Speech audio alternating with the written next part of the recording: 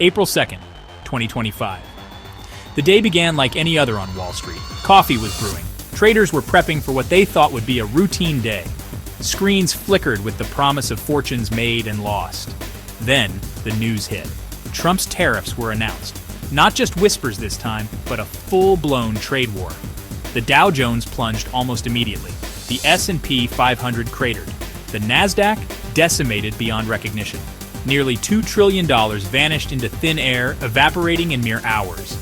This wasn't just a dip, a correction, or even a crash. It was something far more severe. This was a full-blown financial heart attack. The numbers were staggering and unprecedented. The Dow Jones, a bellwether of American industry, shed almost 4% of its value, a drop not seen since the dark days of 2020. The tech-heavy Nasdaq, home to the titans of Silicon Valley, fared even worse, plummeting by almost 6%. It was a bloodbath of epic proportions. Panic flooded the trading floors, spreading like wildfire. Sell orders overwhelmed buy orders, creating a cascade of losses. The invisible hand of the market, usually a guiding force, had transformed into a fist, pummeling investors into submission. By the closing bell, the damage was done. The market was left in shambles. The wounded lay scattered across the financial battlefield, their faces etched with disbelief.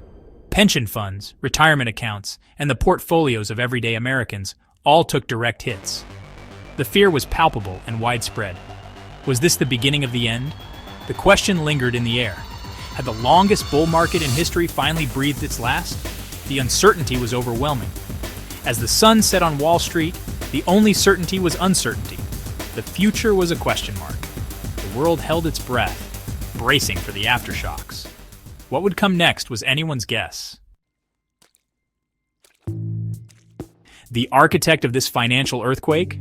None other than former President Donald J. Trump, a figure whose policies have always been a lightning rod for controversy. Back in the Oval Office after a 4-year hiatus, he seemed determined to make up for lost time, pushing his agenda with renewed vigor and an unyielding resolve. His weapon of choice? Tariffs, a tool he wielded with precision and aggression. These weren't your run-of-the-mill import taxes. These were shock and awe tariffs designed to bludgeon America's trading partners into submission, leaving no room for negotiation. China, the usual suspect in Trump's trade tirades, found itself in the crosshairs once again, slapped with a 34% tariff on a vast array of goods, from electronics to textiles.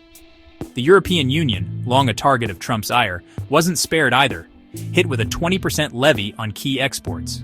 Even Vietnam and Taiwan, often seen as alternatives to Chinese manufacturing, felt the sting of Trump's tariffs, disrupting their burgeoning industries. The message was clear. America first, no matter the cost, a rallying cry that resonated with his base. The rationale? The same old refrain: protect American jobs, punish unfair trade practices, and restore American manufacturing to its former glory. A promise that seemed increasingly elusive. But the reality was far more complex. Trump's tariffs were like a wrecking ball, smashing through global supply chains, disrupting markets, and sowing uncertainty across the globe, leaving businesses scrambling. The immediate impact was undeniable, a financial panic that sent shockwaves from New York to Hong Kong and beyond, shaking investor confidence. But the long-term consequences? Those were far more difficult to predict. A toxic cocktail of economic and geopolitical risks with the potential to reshape the world order in unforeseen ways. The tremors from Trump's tariff earthquake weren't confined to Wall Street. They reverberated across the globe, shaking the very foundations of international trade. Like a contagion, fear spread across the globe, infecting markets from Tokyo to London, causing widespread panic among investors. In Europe, the Stoxx 600, a broad index of European companies, tumbled, reflecting the uncertainty and anxiety gripping the continent.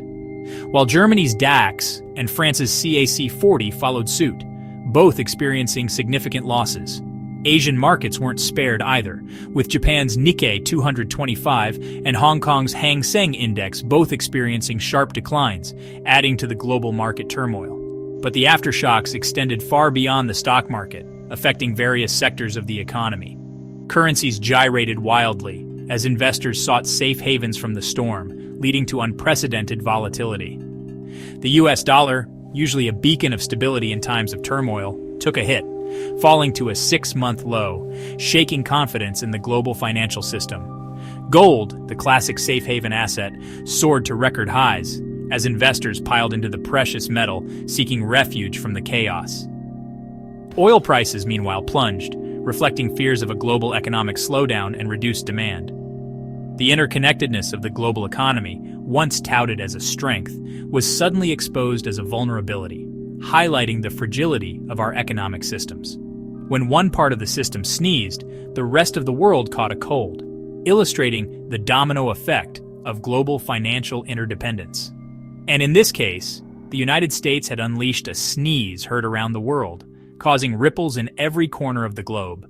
The ramifications were immediate and far-reaching. Businesses put investment plans on hold, consumers tightened their belts, and governments braced for the worst, preparing for potential economic fallout. The global economy, already grappling with the lingering effects of the COVID-19 pandemic, was now facing a new threat, one with the potential to unravel decades of globalization and usher in a new era of protectionism and uncertainty, challenging the resilience of nations worldwide. As the market trembled, the question arose, should we douse the flames or fuel the fire? Investors were torn. Some sought to minimize losses, selling off assets in a panic. Others saw an opportunity, buying up stocks at what they believed were bargain prices. This divergence in strategies created a volatile environment where fortunes could be made or lost in the blink of an eye. The tech sector was not spared. Giants like Apple and Nvidia saw their stock prices plummet. For years, these companies had been the darlings of Wall Street, but now they were caught in the crossfire. Analysts debated whether this was a temporary setback or a sign of deeper issues within the tech industry. The once unshakable confidence in tech stocks was now under intense scrutiny. The crash didn't just rattle investors, it sent shockwaves through the political landscape as well. Politicians were quick to point fingers, blaming regulatory failures and corporate greed. The specter of trade wars loomed large as countries grappled with the economic fallout. Tariffs and trade barriers became tools in a high-stakes game of economic chess, further complicating the global financial picture. And so, as we close this chapter on the stock market crash, we are reminded of the fragility of financial systems and the far-reaching impacts of economic turmoil. The lessons learned from this event will shape policies and strategies for years to come. Thank you for joining us on this journey through one of the most tumultuous times in market history. Until next time, stay informed and invest wisely.